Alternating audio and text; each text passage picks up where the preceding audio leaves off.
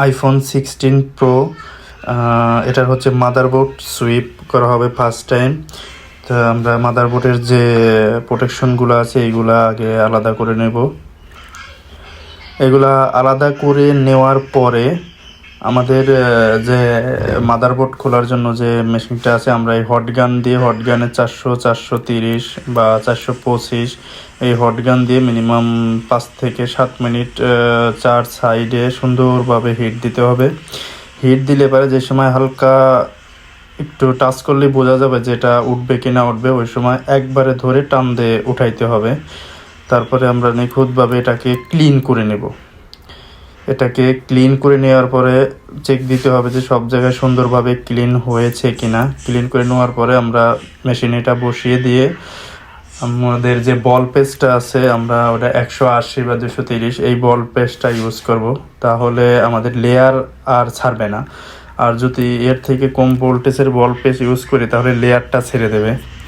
তো এই বল পেস্টটা ইউজ করলে খুব ভালো কাজ করবে। তো আমরা বল পেস্টটা বসানো শেষ। এখন হটগানের এয়ারটা হালকা কমাই দিয়ে তারপরে হচ্ছিল আমরা এই হিটটা দিব যাতে আমাদের বলগুলো সুন্দর হয়। আর যদি এয়ার বেশি থাকে তাহলে অনেক সময় একটা বলের সাথে আর একটা বল লেগে যাওয়ার সম্ভাবনা থাকে বাতাসটা বেশি থাকলে।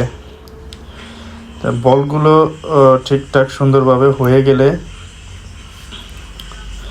আমরা তারপরে আবার ওই মেশিনে বসে হালকা করে 100 বা 100-120 এর হিট দিলে পারে এটা সুন্দরভাবে লেগে যাবে। তা আমাদের বলগুলো দেখেন অনেক সুন্দর হয়েছে।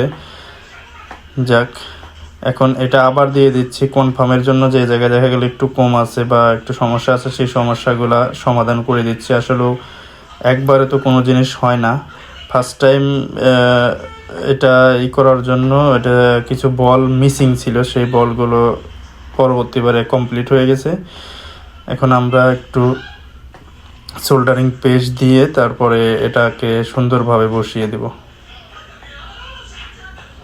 এটা মেজারমেন্ট অনুযায়ী বসলে পারে আমরা এটার হিট আবার সেই 400, 425 বা 430 এর ভিতরে রেখে হিট দিলে এটা সুন্দরভাবে অটোমেটিকভাবে লেগে যাবে।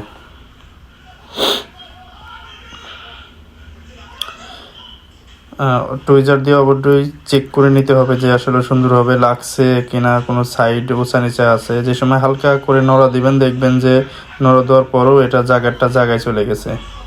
তো আমরা কানেকশনটা লাগিয়ে নেব। কানেকশন লাগানোর পরে ওপেন করে দেখব ফোনটা ওপেন হয় কিনা।